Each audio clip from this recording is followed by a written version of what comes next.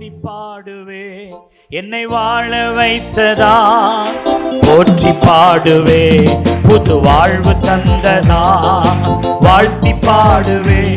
என்னை வாழ வைத்ததா போற்றி பாடுவே. புது வாழ்வு தந்ததா. தள்ளப்பட்ட கல் நானையா, எடுத்து என்னை நிறுத்தி நீரையா. தள்ளப்பட்ட கல் நானையா, எடுத்து என்னை நிறுத்தி நீரையா. அநாதையாய் கிடந்தேனையா, அன்போடு அணைத்தீரையா. அநாதையாய் கிடந்தேனையா, அன்போடு அணைத்தீரையா. சத்தத்தை உயர்த்தி வாழ்த்தி பாடுவே. என்னை வாழ வைத்ததால் போற்றி பாடுவே. புது வாழ்வு தந்ததா. பாடுங்க. வாழ்த்தி பாடுவே. என்னை வாழ வைத்ததால் போற்றி பாடுவே. புது வாழ்வு. பலவீனனாய் கிடந்தேனையா, என்னை பலப்படுத்தி நடத்தி நீரையா. பலவீனனாய் கிடந்தேனையா, என்னை பலப்படுத்தி நடத்தி நீரையா. குப்பையில் கிடந்தேனையா, என்னை தூக்கி எடுத்து நிறுத்தி நீரையா. குப்பையில் கிடந்தேனையா, என்னை தூக்கி எடுத்து உயர்த்தி நீரையா. வாழ்த்தி பாடுவே. என்னை வாழ வைத்ததால் போற்றி பாடுவே. புது வாழ்வு தந்ததா. சொல்லுங்க. வாழ்த்தி பாடுவே. என்னை வாழ வைத்ததால் போற்றி பாடுவே.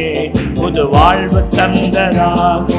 பலவீனனாய் கிடந்தேனையா, என்னை பலப்படுத்தி நடத்தி நீரையா.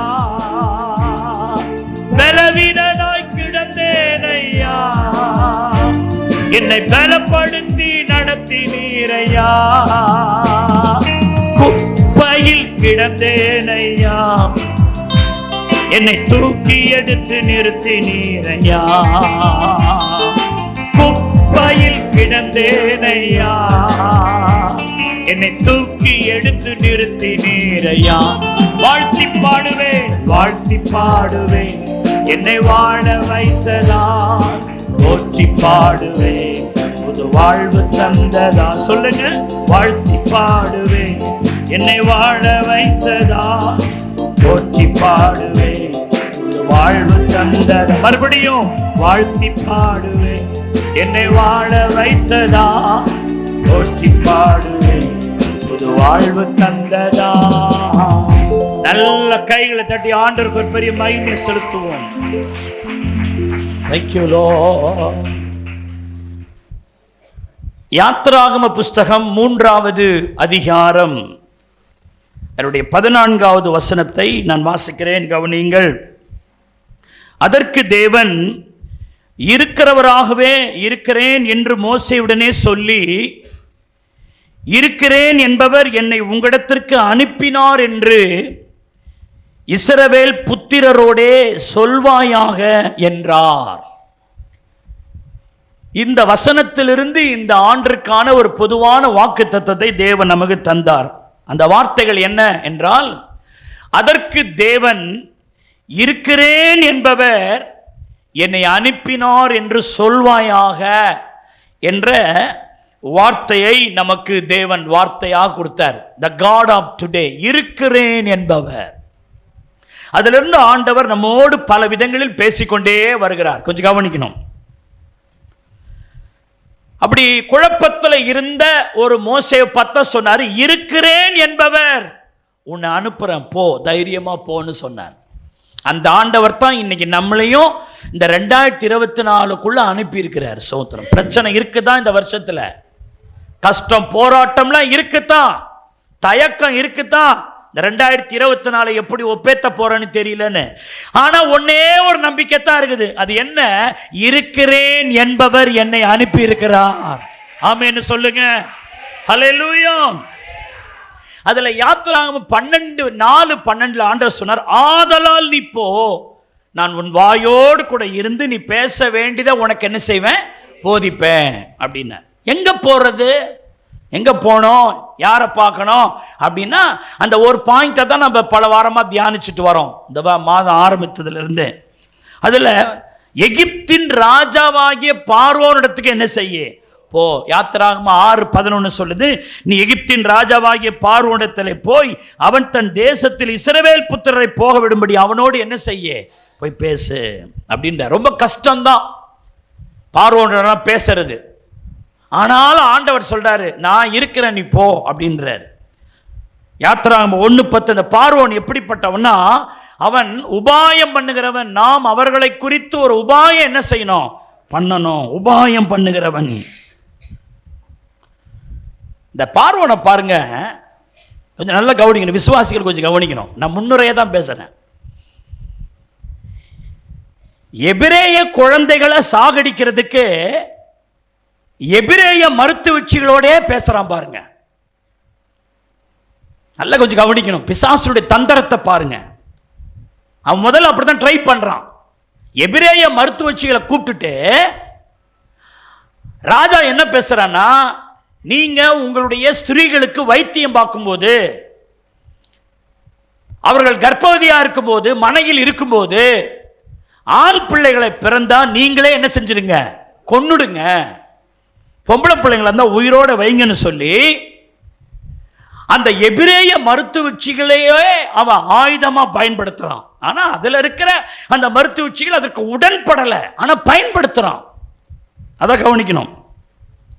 அப்ப சபையில் வருகிற புதிய ஆத்துமாக்களை கொல்றதுக்கு சபையில் இருக்கிறவைகளையே சாத்தான் பயன்படுத்துகிறான். கவனிக்கணும் நீங்க. சபையில் இருக்கிற ஒரு ஆளை இடர பண்றதுக்கு சபைக்கு வெளியில இருக்கிற ஆளை சாத்தான் பயன்படுத்தாம, ஆல்ரெடி சர்ச்சில் இருக்கிற ஒரு ஆளையே சாத்தான் தனக்கு இன்ஸ்ட்ருமெண்டாக பயன்படுத்துவது சாத்தானுடைய தந்திரம். ஜாக்கிரதை. சர்ச்சில் இருக்கிற ஒரு ஆளை கெடுக்கிறதுக்கு சர்ச்சுக்கு வெளியில இருக்கிற ஒரு ஆளை வச்சல்ல, சர்ச்சில் விசுவாசின்ற பேர்ல இருக்கிற ஒரு ஆளை தன்னுடைய ஆளாக மாற்றி தன் ஆலோசனைக்கு அந்த விசுவாசியை உட்பட வைத்து அந்த விசுவாசியை வைத்து இன்னொரு விசுவாசியை கவுக்கிற வேலை தான் சாத்தானுடைய தந்திரம். கவனிக்கணும். இது கடைசி காலத்தில் இது அங்கும் இங்கும் நடந்து கொண்டிருக்கிறது. இயேசு கிறிஸ்துவை காட்டி கொடுக்கிறதுக்கு வெளியிலிருந்து ஆளை செட் பண்ணல சாத்தான். அவரை 12 வருஷம் சோறு போட்டு 3 வருஷம் சோறு போட்டு வளர்த்த அந்த 12 சீஷர்கள் ஒருவனை சாத்தான் செலக்ட் பண்ணி அவனை வச்சே அவனை காட்டி கொடுக்க வச்சு இயேசுநாதருக்கு நெருக்கடியை கொடுக்க எண்ணினவன். கவனிக்கணும். தோட்டத்தில் இருக்கிற ஆதாமையும் ஏவாளையும் வெளியே துரத்துறதுக்கு, தேவனை விட்டு பிரிக்கிறதுக்கு பிசாசு தோட்டத்தில் இருக்கிற ஒரு ஏவாளை கொண்டே ஒரு ஆதாமை கவிழ்த்து 2 பேரும் நீ உன்னால நான் கெட்ட, என்னால நீ கெட்ட, வெளியே வந்துருவோன்னு உள்ள இருக்கிற ஆளை பயன்படுத்துகிறான். இவர்கள் எல்லாரும் சபையில் இருப்பார்கள். ஒரு சில ஆட்களை சாத்தான் வச்சிருப்பான். நான் இவங்க தான் அவங்க தான் நான் சொல்லல. யாரு ஜெபிக்கலையோ, யார் தேவனோடு நல்ல உறவாடலையோ, ஜென்ம சுபாவம் இன்னும் தீராம இருக்கிறவங்களோ அவங்களெல்லாம் ஏதோ ஒரு வகையில் தாளாம பயன்படுத்துவான். அவங்கள பின்னாடி நிக்க வச்சே பேச வைப்பான், சோர்ந்து போக பண்ணுவான். இந்த மாதிரி ஆள் பெர்மனண்டா எல்லா சபையிலும் இருப்பாங்க. அவர்கள் சாத்தானுக்கு ஏஜென்ட்டாவே இருப்பாங்க. அவங்க சபையை விட்டு போக மாட்டாங்க, சபையை விட்டு ஒதுங்க மாட்டாங்க. இருந்து கொண்டே சோத்திருக்கிற புதிய விசுவாசிகள், இன்னும் பக்குவப்படாத கர்த்தருடைய பிள்ளைகளை கொல்றதுக்கு வெளியிலிருந்து அல்ல சாத்தான், சில நேரம் உள்ளுக்குள் இருக்கிற ஒருவர்களையே சபையில் இருக்கிறவர்களை இடர பண்ணுவதற்கு பயன்படுத்துவான். இவர்களுக்கு ஒரே ஒரு ஊழியம், சபையில சிரமாக உட்கார்ந்து கொண்டிருக்கிற விசுவாசிய சபையை விட்டு துரத்துற வேலையை, சாகடிக்கிற வேலையை சபைக்குள்ள இருக்கிற விசுவாசிகளை கொண்டே அவன் செய்வான். இது சாத்தானுடைய தந்திரம். இந்த ஆபத்தை ஜெயிக்க ஊழியர்களாகிய சபை விசுவாசிகளாகிய கர்த்தருடைய பிள்ளைகளாகிய நாம இந்த சாத்தானின் தந்திரங்களை முறியடிக்க ஒரு புதிய பலத்தை இந்த கடைசி காலத்தில் ஒவ்வொரு கர்த்தருடைய பிள்ளைகளுக்கு கட்டளையிடுவாராக. நான் சபையில சாத்தானுக்கு ஏஜென்ட்டா இருக்கக்கூடாது ஆண்டவரே. சாத்தானுடைய எந்த ஒரு கிரியையும் எனக்குள் வந்து என் மூலமா இன்னொருவரை நான் இடர பண்ணிடக்கூடாதப்பா. என்னப்பா பாஸ்டர் இப்படி பிரசங்கம் பண்றாரு? சபையில் இருக்கிற ஒரு ஆளை வச்சு சபையில் இருக்கிற ஒரு ஆளை சாத்தான் துரத்துறதுக்கு வகை பார்ப்பானா? ஓ ஆண்டவரே, அந்த ஆளை நான் இருக்கக்கூடாதுன்னு சொல்றவங்க மட்டும் கைகளை தட்டி அப்பா என்ன ஒப்பு கொடுக்கிறேன். ஹல்லேலூயா. எங்கள் பாஸ்டர் பைபிள் காலேஜ் நடத்திட்டு இருந்தார். எங்கள் பாஸ்டர்லாம் வந்து பார்த்தோன்னா அவ்வளோ அந்த டீப்பாக சொல்லி கொடுப்பாரு எங்களுக்கு. தோத்திரம் உபதேசத்தை சொல்லி கொடுத்துட்டு இருக்கிறாரு. அப்போ ஒரு பையன், ஒரு ஸ்டூடெண்ட்டு எழும்பி சோத்திருக்கிறோம் கற்றுக் கொடுத்து கொண்டிருக்கிற அந்த ப்ரொஃபஸரை பார்த்து கேட்டான், ஐயா 12 சீஷர்களை ஒருவன் காட்டி கொடுக்கணும் பழைய ஏற்பாட்டிலே சொல்லப்பட்டிருக்கு. அந்த விதத்தில் தானே யூதாஸ் காட்டி கொடுத்தான். யூதாஸ் மேலே எப்படி தப்பு வரும் முடியும்? ஏற்கனவே தீர்க்க தரிசனம் இருக்குது, அதுதானே நிறைவேறுது அப்படின்னு ஒரு கேள்வி ஒருத்தன் கேட்டான். எங்க பாஸ்டர் என்ன சொன்னாரு, எவனாவது யூதாஸா இருந்துட்டு போட்டோம்பா, நீ ஏன்பா இருக்கிற? காட்டி கொடுக்க போறான் தீர்க்க தரிசனம் இருக்குது. ஆனா அந்த ஆளா நாம ஏன் இருக்கணும்? அந்த ஆளா நாம் இருக்கக்கூடாதுன்னு நாம் எண்ணுவோம். அல்லேலூயா. அப்போ பாருங்க, ஒரு மருத்துவச்சியில கூப்பிட்டு அவங்களே அவன் டீல் பேசுறான். அதை விசுவாசிகள் நல்லா கவனிக்கணும். சபையிலேயே இன்னைக்கு அதே பார்வோனின் ஆவி சுத்திட்டு இருக்கு. எழுத்தின்படி பார்வோன் இல்லை, ஆனா பார்வோனின் கிரியைகள் இந்த பூமியில இருக்குது. அப்ப சர்ச்சில் இருக்கிற ஒரு ஆளை வச்சே சர்ச்சில் இருக்கிற ஒரு ஆளை கவுக்கணும். அதான் அவனுடைய திட்டங்களில் ஒன்று. நான் சபையாருக்கு சொல்றது என்னன்னா, உங்க கண்ணை நான் திறக்கிறேன், சாத்தானுடைய தந்திரங்களுக்கு நீங்க பலியாயிடக்கூடாதுன்னு சொல்றேன். அப்போ நீ உங்களுக்குள்ள இன்னைக்கு ஒரு தீர்மானம் எடுக்கணும். ஆண்டவரே, யாருடைய இடர்களுக்கோ யாரையும் கத்தரை விட்டு பிரிக்கிறதுக்கோ, யாரும் நான் சொன்ன வார்த்தையினால கோபித்து கொண்டு நான் சொன்ன வார்த்தையினால மனம் கஷ்டப்பட்டு சபைக்கு வெளியே இருக்கக்கூடிய அளவிற்கு நான் யாருக்கு இடரலா இராதபடிக்கு, ஆண்டவரே நான் சாத்தானின் ஆயுதமா இராதபடிக்கு உங்களுடைய ஆயுதமாக நான் இருக்கணும். அதை உங்க மனசை நல்லா புரிந்து கொள்ளுங்கள். சபையில உட்கார்ந்து கொண்டே போதகரை குறித்தும் சபையாரை குறித்தும் புறங்கூறி இந்த மாதிரி வேலை பண்ணிக்கிட்டே இருப்பாங்க. நல்ல சர்ச்சில் உட்காரவங்க நல்ல பாட்டு பாடம் ஆராதிப்பாங்க, வெளியில போய் குறை பேசிக்கிட்டே இருப்பாங்க. அவங்களெல்லாம் இனம் கண்டுகொள்ளணும். விசுவாசின்ற பேர்ல இருந்தா கூட அவங்களோட ரொம்ப டச்சில் இருக்கக்கூடாது. நம்ம அப்படியே சோத்திரட்டு போயினே இருக்கணும். ஏன்னா அவர்களுடைய பேச்சில் நாம போய் கலந்து கொண்டா நம்ம கிருபையை நாம் இழந்து விடுவோம். ஆமென்னு சொல்லுங்க. ஒருத்தன் வாயை திறந்து குறையாவே வருதுன்னா நீங்க ரொம்ப காட்டிக்க வேண்டியது. அவங்களுக்காக போய் வீட்டில் போய் ஜெபம் பண்ணுங்க, ஸ்தோத்திரம்னு சொல்லிட்டு ஸ்தோத்திர இந்த ஓர்பாலை போல முத்தம் விட்டுட்டு அப்படி சமாதானமா விலகிடணும். ஆமென்னு சொல்லுங்க. அப்ப தேவனுடைய ஜனங்களுக்கு விரோதமாக எத்தனை எத்தங்கள் எழும்பினாலும், எத்தனை உபாயங்களை உபயோகித்தாலும் ஸ்தோத்திரம். ஆனால் நான் சொல்றேன், ஆனால் தேவ ஜனத்தை அழிக்க, சபையை ஒழிக்க, பரிசுத்தவான்களுடைய கூட்டத்தை பாழ்படுத்த பார்வோனின் ஆவியோ எத்தனை முயற்சி எடுத்தாலும் நாங்கள் வெட்ட வெட்ட வாழையாக, சுட்ட சுட்ட சங்காக, ஹல்லேலூயா, நசுக்க நசுக்க நாளொரு மேனியாக நாங்கள் பலன் கொண்டு எழும்புவோம். கைதட்டி கர்த்தரை ஸ்தோத்திரம் பண்ணுங்க. ஹல்லேலூயா. ஆமா, ஒழிக்க, பாழ்படுத்த, அழிக்க எத்தனை முகாந்தரங்கள் எங்களை தேடி வந்தாலும் நாங்க பலியாக மாட்டோம். நாங்கள் அவைகளை ஜெயிப்போம்னு சொல்றவங்க மட்டும் சத்தமா ஒரு அல்லேலூயா. அல்லேலூயா. அதுல 5வது ஒரு குறிப்பை நம்ம தியானிச்சுட்டே வரோம். அதை நம்ம இன்னைக்கும் நம்ம தியானிக்க போறோம். 5வது அவனுடைய தந்திரம் என்னன்னா, ஆண் பிள்ளைகளை என்ன செஞ்சிரு, நதியில் போட்டு விடு என்பான். இதான் 5வது பாயிண்ட். நம்ம கடந்த 2 வாரங்களா தியானிச்சுட்டு வரோம். அவன் இப்ப என்ன சொல்றான், யாத்திராகமம் 1:22, அப்பொழுது பார்வோன் பிறக்கும் ஆண் பிள்ளைகளை எல்லாம் நதியில் என்ன செஞ்சிடணும், போட்டு விடும்படி தன் ஜனங்கள் எல்லாருக்கும் கட்டளையிட்டான். எவ்வளவு பெரிய பயங்கரம் பாருங்க. நதியில போட்டு விடு அப்படின்னு அவன் சொல்றான். தேவ ஜனத்துக்கு விரோதமா அவன் இருக்கிறான். இன்னைக்கும் பிசாசானவன் தேவ ஜனத்துக்கு விரோதமா கோபமா இறங்கி இருக்கிறான். பைபிள் சொல்லுது, பூமியில் குடியிருக்கிறவர்களுக்கு ஐயோ ஆபத்து வரும் என்று சொல்லி கேட்டேன். என்றால் பிசாசானவன் தனக்கு கொஞ்ச காலம் மாத்திரமே உண்டென்று அறிந்து மிக கோபத்தோடே அவன் பூமியில இறங்கி இருக்கிறான் என்று வெளிப்படுத்தலை வாசிக்கிறோம். அப்போ அவன் பிள்ளைகளை தூக்கி போட்டுருங்க, நான் பார்த்துக்கிறேன் அப்படின்னு சொல்றான். அந்த காலகட்டத்தில் தான் அம்ராம் யோகபேத் என்கிற அந்த யூத கோத்திரத்தை சேர்ந்த தம்பதிகளுக்கு ஒரு குழந்தை பிறகுது. இதை பார்த்துட்டு வரோம். எபிரேயர் 11:23 சொல்லுது, மோசே பிறந்த போது அவனுடைய தாய் தகப்பன்மார் அவனை அழகுள்ள பிள்ளை என்று கண்டு விசுவாசத்தினாலே ராஜாவின் கட்டளைக்கு என்ன செய்யாமல், பயப்படாமல் அவனை 3 மாதம் ஒளித்து வைத்தார்கள். இன்னைக்கும் அதே சட்ட நிலைகள் தான் இருக்குது. ரொம்ப பயங்கரமான காலகட்டமா இருக்குது.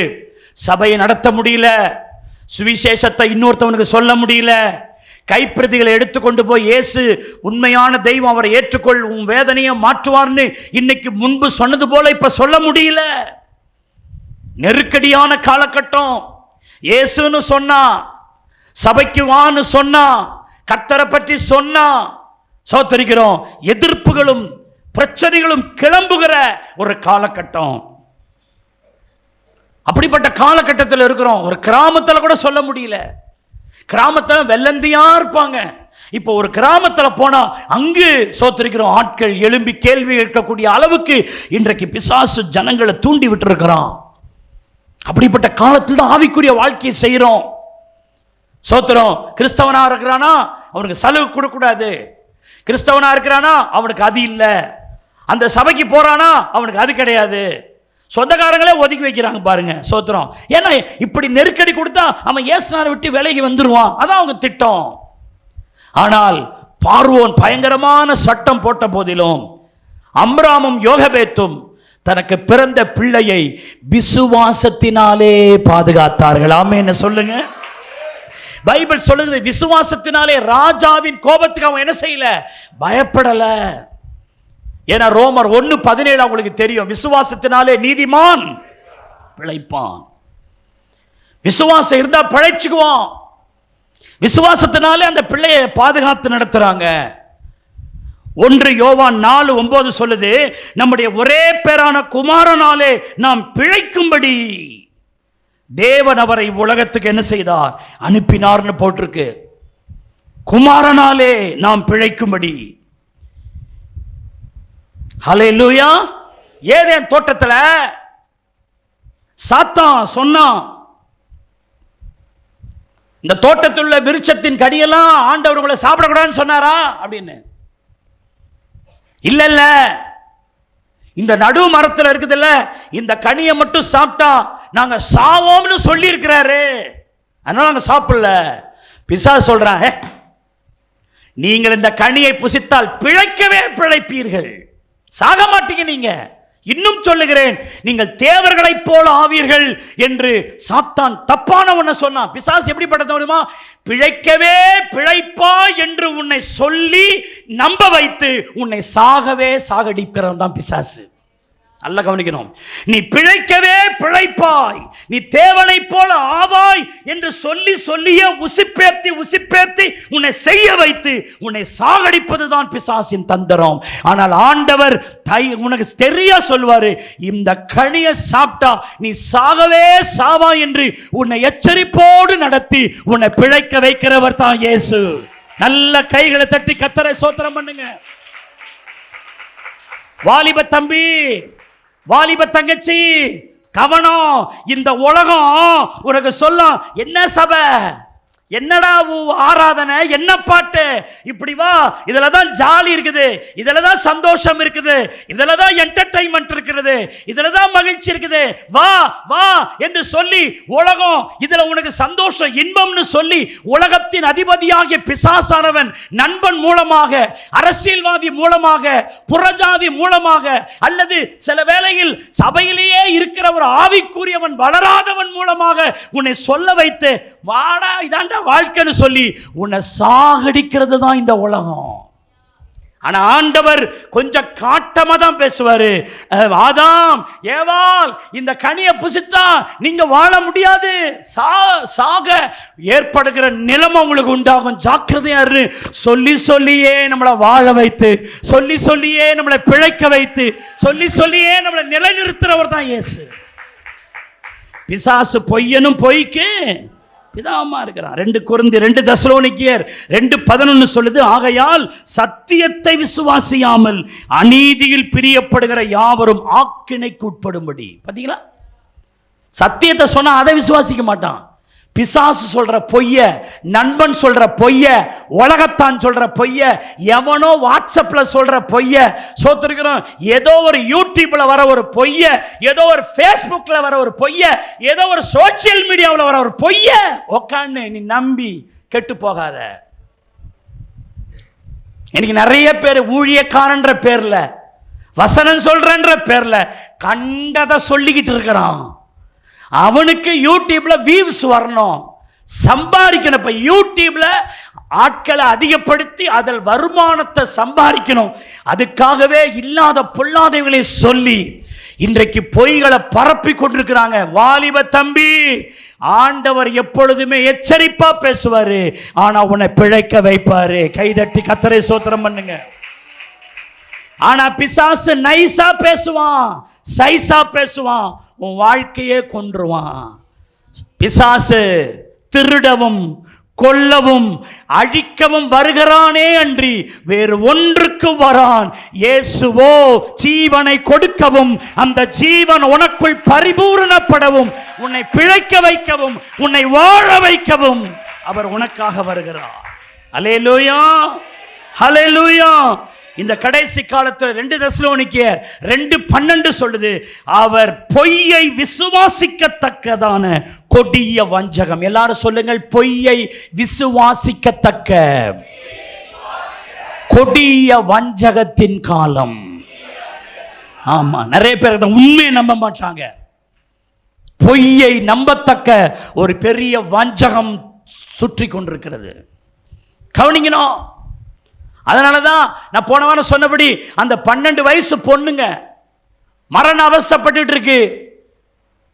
சொந்தக்காரன் சொல்றான், பிள்ளை செத்து போச்சு, இனிமே இயேசுநாதரை ஏன் கூப்பிடுற? இனி இயேசுநாதரை கூப்பிடுறதுனால ஒண்ணு இல்லை. இதுதான் சொந்தக்காரன் சொல்றதெல்லாம். இயேசு உடனே அந்த எபிருவை திரும்பி பார்த்து, விசுவாசம் உள்ளவனாயிரு, பயப்படாதே, விசுவாசம் உள்ளவனாயிரு, எவன் சொல்றதையும் கேட்காத, ஜீவனின் அதிபதியாகிய நான், பிழைக்க வைக்கிற தேவனாகிய நான், வாழ வைக்கிற தேவனாகிய நான் சொல்லுகிற வார்த்தையை மட்டும் கேளு, நீ பிழைப்பாய்.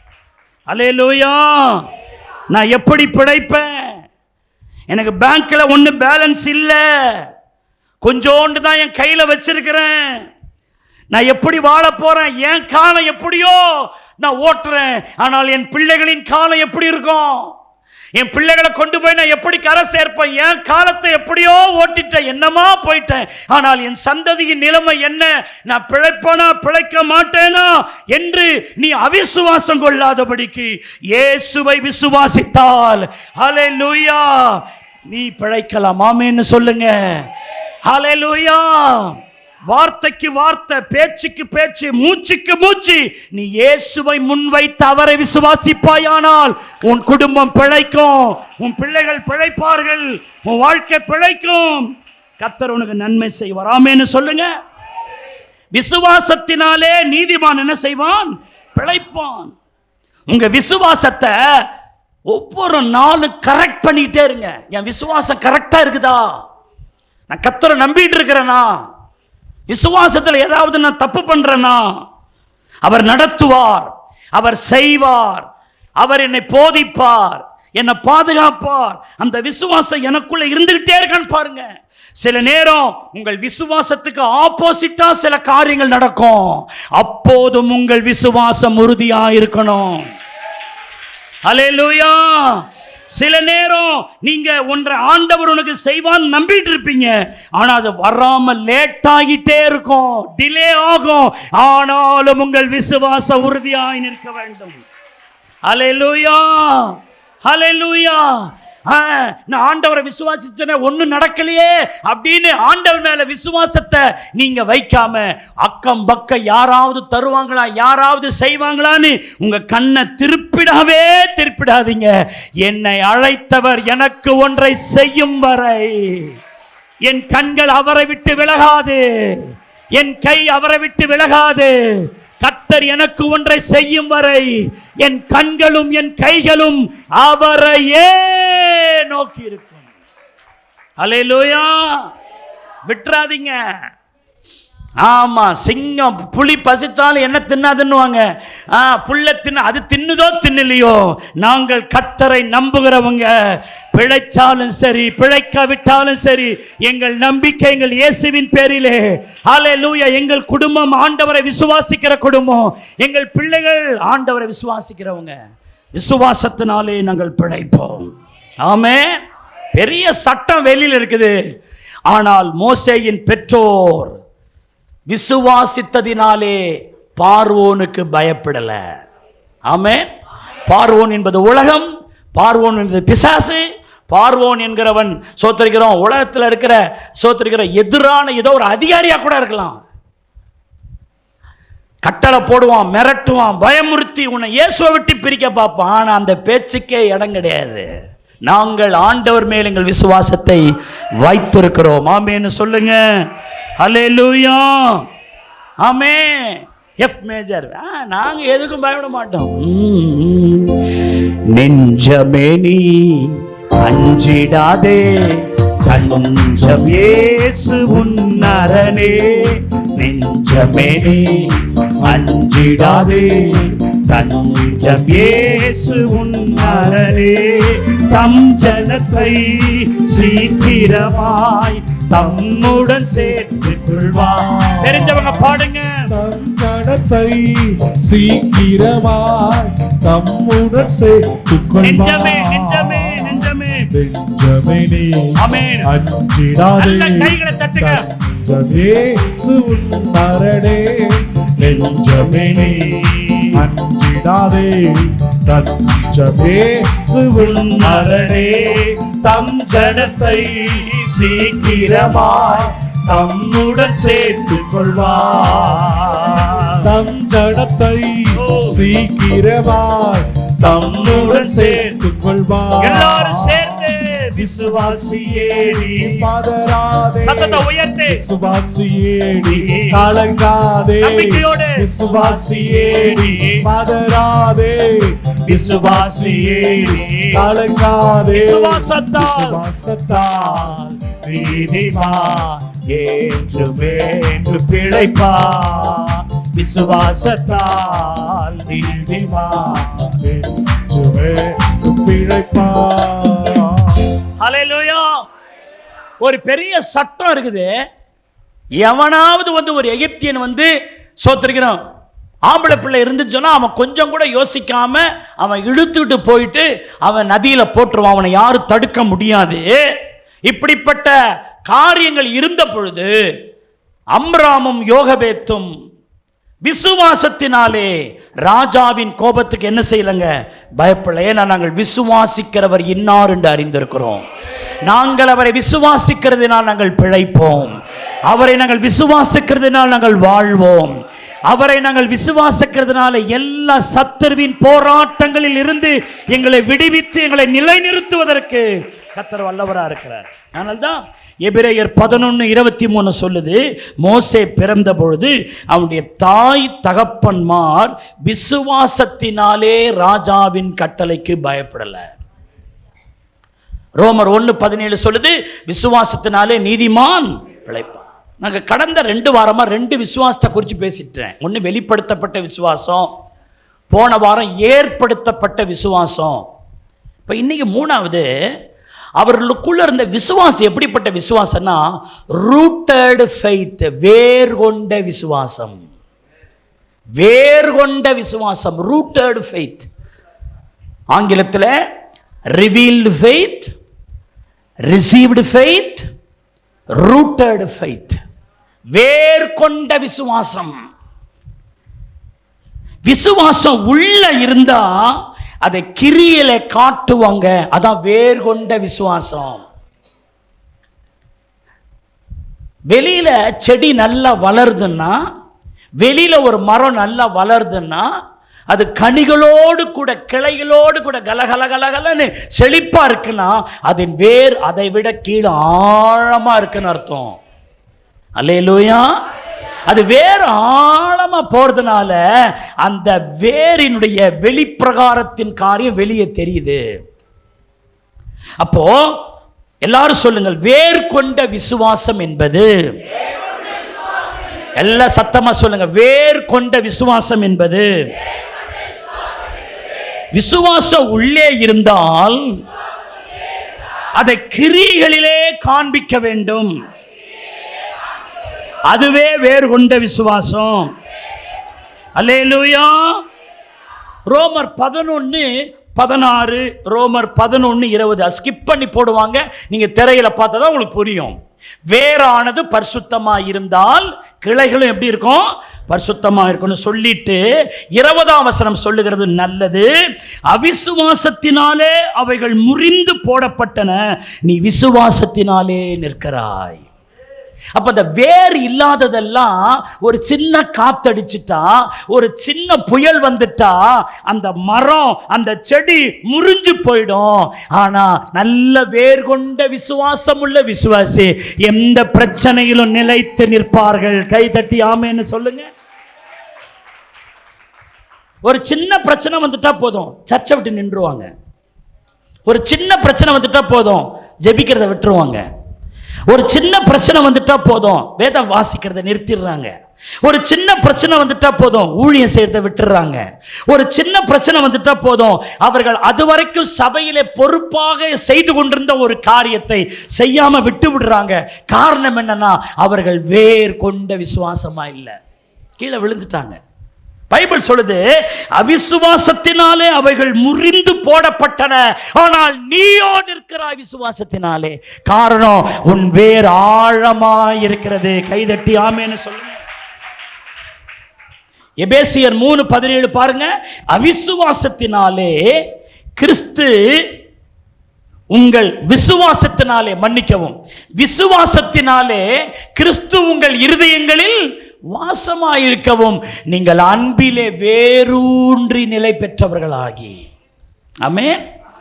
விசுவாசத்தினாலே கிறிஸ்து உங்கள் இருதயங்களில் வாசமாயிருக்க நீங்கள் வேரூன்றி நிலை பெற்றவர்களாகி. கொலோசியர் 6ஆம் அதிகாரம், மன்னிக்கவும், கொலோசியர் 2ஆம் அதிகாரம் 6ஆம் வசனம் 7ஆம் வசனத்தை பாருங்க. ஆகையால் நீங்கள் கர்த்தராகி இயேசு கிறிஸ்துவை ஏற்றுக்கொண்டபடியே அவருக்குள் வேறு கொண்டவர்களாக, அவர் மேல் கட்டப்பட்டவர்களாக அவருக்குள் நடந்து கொண்டு, அடுத்த வசனம், நீங்கள் போதிக்கப்பட்டபடியே விசுவாசத்தில் உறுதிப்பட்டு. இப்ப இந்த வசனத்தெல்லாம் வேரை குறித்து வர்ற இடத்துல அந்த விசுவாசம் என்கிற வார்த்தை வருது. இந்த வசனங்கள் தான் அந்த வேர் கொண்ட விசுவாசத்தை பற்றி பேசுது. பெரும் புயல் வந்தாலும் பெருகாற்றடித்தாலும் அந்த வீடு கீழே விழவில்லை. காரணம், அது கர்த்தருடைய வார்த்தை என்கிறவைகளின் மேல் கட்டப்பட்டிருக்கிறது. அல்லேலூயா. இந்த அம்ராமும் யோகவேத்தும் பாருங்க, அவங்க விசுவாசம் சும்மா சாதாரண விசுவாசம் கிடையாது. எந்த உருட்டலுக்கும் மிரட்டலுக்கும் அவர்கள் கர்த்தருடைய விசுவாசத்தை விட்டு வெளியே போறவங்க கிடையாது. அவர்கள் விசுவாசம் வேறு கொண்ட விசுவாசம். எந்த உலகத்தில் சொல்லுவாங்க, இந்த பணங்காட்டு நரி சலசலப்புகளை என்ன செய்யாது? அஞ்சாது. சில ஆட்கள் கொஞ்சம் சலசலப்பு கேட்டால் போதும், அப்படியே மிரண்டு பின்னாடி போயிடும். சில சொல்லுவாங்க, இந்த பேர் இந்த மிரட்டல் உருட்டெல்லாம் நீ வேற எங்கன்னா போய் வச்சுக்கோ. சண்டையில் சொல்லுவாங்க, ஏன்ட்டெல்லாம் உன் பருப்பு வேவாது, தோத்திரம், அப்படி சொல்லுவாங்க. என்னமோ தெரில, எங்கே வேக வைப்பாங்கன்னு தெரில. அது உலகத்தின் வைராக்கியத்துக்காக அப்படி சொல்லுவாங்க. அது பின்னாடி வெந்துடும், அது வேற கதை. ஆனால் இது மாம்ச பலத்தை சார்ந்து சொல்ற வார்த்தை இல்லை. நாங்கள் ஆராதிக்கிற எங்கள் தேவன் எங்களை தப்புவிக்க வல்லவராயிருக்கிறார். அவர் தப்புவித்தாலும் சரி, தப்புவிக்காமல் போனாலும் சரி, நாங்கள் எங்கள் விசுவாசத்தை விட்டு வழி விலகி போக மாட்டோம். எந்த சிங்க கபியை காட்டி எங்களை நீ மாத்திர முடியாது. எந்த நெருப்பை காட்டி எங்களை மாத்திர முடியாது. நாங்க தண்ணீர்ல நடந்தாலும் கர்த்தர் எங்களோடு இருந்து எங்களை காப்பாற்றுவார். எந்த ஆறுகளை கடந்தால் அது எங்கள் மேல் புரளாதபடி கர்த்தர் எங்களை நிறுத்துவார். எந்த அக்கினி சூளையில் நடந்தாலும் எங்களை ஒன்றும் மேற்கொள்ளாதே. எங்கள் விசுவாசம் அவரில் வேறு கொண்டிருக்கிறது. அல்லேலூயா. ஆகவே எந்த பார்வோன் உருட்டினாலும் மிரட்டினாலும் நாங்கள் பயப்பட மாட்டோம்.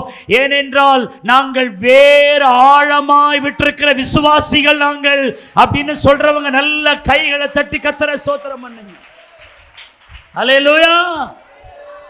அதனாலதான் பிள்ளைய பாருங்க, தோத்திரம் விசுவாசத்தினாலே அவங்க பாதுகாக்கிறாங்க. அந்த விசுவாசம் இப்ப எப்படி வளருது பாருங்க. யாத்திராகமம் 2:3 பாருங்க. ஒரு நாணர் பெட்டியை எடுத்து, விசுவாசம் கிரியில வெளிப்படுது. ஒரு நாணர் பெட்டியை எடுத்து அதற்கு பிசினும் கீழும் பூசி அதிலே பிள்ளையை வளர்த்தி நதி ஓரமாய் நாணுக்குள்ளே வைத்தார். அந்த விசுவாசத்தினுடைய கிரியை பாருங்க. ஒரு மரப்பெட்டியில செஞ்சு வைக்கல, மரப்பெட்டியில செஞ்சு பிள்ளைய வச்சுட்டா அது தண்ணி முழுகிடும், உள்ள போயிடும், செத்துரும். என் பிள்ளை என் கண்ணு முன்னாடி சாகாம அது எங்கேயாவது செத்து போட்டோன்னு மாரி பிள்ளைய ஒரு ஒரு மரப்பெட்டியில செஞ்சு அவங்க அனுப்பலாம். ஆனால் அவங்க விசுவாசம் வேறு கொண்ட விசுவாசம் இல்லையா? ஆகவே மிதக்கும் தன்மை உள்ள நாணர்களினாலே ஒரு பெட்டியை செய்து தண்ணி உள்ளெல்லாம் போகாதபடிக்கு அதற்கு கீழ் பிசுன எல்லாம் என்ன செய்றாங்க, பூசி, உள்ள ஒரு டிராப் தண்ணி கூட உள்ள என்ன செய்யக்கூடாது, போகக்கூடாது, என் பிள்ளை சாகக்கூடாது நடவடிக்கை வச்சு அதில் பிள்ளைய அழகாக கிடத்தி அந்த பிள்ளைய அந்த நைல் நதியில நடுவுல வச்சா அந்த நைல் நதி ஓடும் போது அந்த பெட்டி அங்கும் இங்கும் ஓடி அந்த பெட்டி சின்னாபின்னமாயிடும். ஆகவே அந்த பெட்டி வேகமாய் போகக்கூடாது, அது பொறுமையாய் போக வேண்டும் என்று அந்த நதி ஓரங்களில் நாணர்கள் நிறைய இருக்கும். அந்த நாணருக்குள்ள பெட்டியை வச்சா அது கொஞ்சம் கொஞ்சமா தான் போக முடியும். நான் சொல்றது விளங்குதாயா? தண்ணி ஓப்பன் தண்ணியில வச்சுட்டா வேகமா ஓடிடும், பிள்ளைக்கு ஆபத்து வந்துடும். அந்த விசுவாசத்துல தண்ணி உள்ள போகாமல் கீழ் பூசுறாங்க. ரெண்டாவது, மிதக்கும் தன்மை உள்ள ஒரு நாணர்களினால் அந்த பெட்டியை செஞ்சாங்க. அதை தண்ணியின் நடுவில் அந்த பெட்டியை வைக்காம நாணர்களுக்குள்ளே ஓரத்தில் வச்சா அந்த தண்ணீர் ஓட்டத்தில் அந்த பெட்டி வேகமா போகாது, கொஞ்சம் அப்படி நிதானமா பொறுமையா தான் என்ன செய்யும், போகும். ஹல்லேலூயா, ஹல்லேலூயா. இந்த மூல மொழிபெயர்ப்பிலே நோவாவின் பேழைக்கும் மோசே சுமந்து சென்ற நாணர் பெட்டிக்கும் ஒரே வார்த்தையை மூல மொழிபெயர்ப்பு பயன்படுத்துகிறதாக பைபிள் ஸ்காலர் சொல்லுதாங்க. 40 நாள் மழை வந்துச்சுன்னா பேழைய ஆண்டவர் எப்படி சோத்திருக்கிறோம் கட்ட சொல்லியிருந்தாரோ அதே சோத்திருக்கிறோம் மெத்தட்ல இவங்க இந்த பேழை இந்த நாணர் பெட்டியில அதை செய்தார்கள் அப்படின்னு மூல மொழிபெயர்ப்பு சொல்லுது. இப்போ நான் என்ன யோசிக்கிறேன் அப்படின்னு சொன்னால், இந்த சோத்திருக்கிறோம் நோவாவினுடைய சம்பவங்களை எல்லாம் இந்த அம்ராமும் யோகபேத்தினுடைய பெற்றோர்கள் அவர்களுக்கு சொல்லி கொடுத்துருப்பாங்க. இந்த மாதிரி மழை வந்துச்சு, ஆண்டவர் பேழையை செய்ய வைத்து எல்லாம் அழிஞ்சு போனாங்க. அந்த பேழையில் இருந்த அந்த 8 பேர் மாத்திரம் என்ன செய்யப்பட்டாங்க, காக்கப்பட்டாங்க. விசுவாசத்தினாலே அப்படி அவர்கள் காக்கப்பட்டார்கள்னு சோத்திருக்கிறோம் அம்ராம் யோகபேத்தினுடைய அம்மா அப்பா அவர்களுக்கு சொல்லி கொடுத்திருப்பாங்களோ. இப்ப அந்த விசுவாசத்தை இவங்க கையில் எடுக்கிறாங்க. அன்னைக்கு நோவாவின் பேழை எப்படி இருந்ததோ அதுபோல இந்த பேழை நாங்கள் செய்கிறோம், அந்த பேழையை போல. ஹல்லேலூயா, ஆமென். நான் சொல்றேன், பெற்றோருடைய விசுவாசம் பிள்ளைகளையும் பற்றி பிடிக்கும். நீ விசுவாசமா பேசலாம், விசுவாசமா காரியம் செய்யும் போது உன் காலத்துக்கு பிறகு உன் பிள்ளைகள் அந்த விசுவாசத்தை பற்றி கொண்டு பிழைத்து வாழ்ந்து முன்னேறுவாங்க. அம்மா அப்பாவை உங்க பிள்ளைகளுக்கு விசுவாசத்தை கற்றுக் கொடுக்கணும். நம்ம சம்பாதிச்சா அது வந்தா அது வரும்னு பிள்ளைகளுக்கு தப்பு கணக்கு போட்டு சொல்லி கொடுக்க கூடாது. எப்பா இந்த ஸ்கூல் ஃபீஸ் கூட நான் உனக்கு கட்டுறேனே, இது ஏசப்பா கொடுத்த பணம்பா, அவர் தான் தராரு உனக்கு ஃபீஸ் கட்டுறதுக்கு, உனக்கு துணி வாங்கி கொடுக்கறதுக்கு. எங்கள் அம்மா இருக்கிறாங்களே தோத்திரம், ஸ்கூல் ஃபீஸ்க்கெலாம் வாங்கும்போது ரொம்ப கஷ்டமாக இருக்கு எங்களுக்கு சின்ன வயசில். எப்பா இது ஏன் பணம் இல்லைப்பா, இது ஆண்டவர் தந்ததுப்பா. ஒரு சட்டையை வாங்கி கொடுத்தாங்க, இது ஆண்டவர் கொடுத்ததுப்பா. அப்படியே என் எண்ணங்களை, சிந்தனைகளை, நரம்புல, ரத்தத்தில் சோத்திரம். நாங்கள் இல்லை, அவரை விசுவாசித்து அப்படி வாங்குறோம். அதுதான் அதுதான் அதுதான். ஏன்னா நீ சொத்து பத்து சேர்த்து வச்சா அவன் அதில் உண்மையார் பணம் வாழ்வான, திமிரு கொண்டு அலைவானான்னு நீ தெரியாது. ஆனால் விசுவாசம் பிள்ளைகளுக்குள்ள கற்றுக் கொடுத்துட்டா, கையில் ஒன்றுமே இல்லாட்டாலும் அவன் ஜெபம் பண்ணி ஆண்டவர்கிட்ட வாங்கி அவன் குடும்பத்தை அவன் நடத்துவான், பிழைப்பான். அல்லேலூயா. பணத்தினால பிழைக்க முடியாது, சொத்துவத்தால பிழைக்க முடியாது, நீ கட்டி வச்சிருக்கிற வீட்டால பிழைக்க முடியாது. இயேசு கிறிஸ்துவை விசுவாசிக்கிறவன், இயேசு கிறிஸ்துவை நம்புகிறவன் பிழைப்பான். ஆமென் சொல்லுங்க. ஹல்லேலூயா. அம்மா அப்பா இருக்கிற வரைக்கும் தான், அவங்க போயிட்ட பிறகு அந்த அம்மா அப்பா நமக்கு சொல்லி கொடுத்த விசுவாசம். ஹல்லேலூயா. பார்த்துருங்க, சோத்தரிக்கிறோம். அப்போ அந்த விசுவாசம் அவர்களுக்குள்ள இருந்ததுனால அந்த நாணர் பெட்டியில் பாருங்க, மோசேவும் ஒரு பெட்டியை செய்து அதற்கு கீழும் பிசுனும் என்ன செய்தான் சொல்லலாம். அதே பேட்டர்ன் இங்கே வருது பாருங்க. சோத்திரம். ஏன்னா ஆவிக்குரியவர்கள் வசனம் தெரியுது, முன்னோர்கள் எப்படி வாழ்ந்தாங்க, அவருடைய விசுவாசத்தை பார்த்து இவர்களும் என்ன செய்கிறாங்க, வாழ்கிறாங்க. ஏதாவது ஒரு தேவைன்னு அம்மா ஜெபம் பண்ணுவாங்க, அம்மாவை ஆண்டவர் நடத்தினார்ல, அப்போ நானும் ஜெபிப்பேன். அப்பா ஏதாவது தேவையா இருந்தால் ஜெபம் பண்ணுவார், கர்த்தர் தருவார்னு சொல்வார். அது மாதிரியே அப்பா தேவைகளை பெற்றுக்கொண்டதை நம்ம பார்த்துருக்கிறோமே, நாமும் அப்படியே வாழணும்னு உங்கள் விசுவாசத்தை பார்த்து பின்னாடி உங்கள் பிள்ளைகளும் வாழணும். பிள்ளைகளுக்கு திமிரான பேச்சு சொல்லிக் கொடுக்கக்கூடாது, பெருமையான பேச்சை சொல்லிக் கொடுக்காது. அப்பா நான் இருக்கிறேன்டா, அப்பா தோத்தரான். அல்லேலூயா. யாராவது அப்படி சொல்கிறீங்களா? எனக்கு அப்படியே அவ்வளோ அபிஷேகம் வருது. தோத்திரம். அப்பா நான் இருக்கிறேன்டா, அம்மா நான் இருக்கிறேன்டா, நான் பார்த்துக்கிறேன்டான்னு சொன்னால் நீ ரவுடியா? நீ தோத்திரம். அப்பா இருக்கிறதுனால அம்மா இருக்கிறனால ஒன்றாக போகிறதில்ல, இயேசுவால தான் எல்லாம். ஆமென்னு சொல்லுங்க. அல்லேலூயா.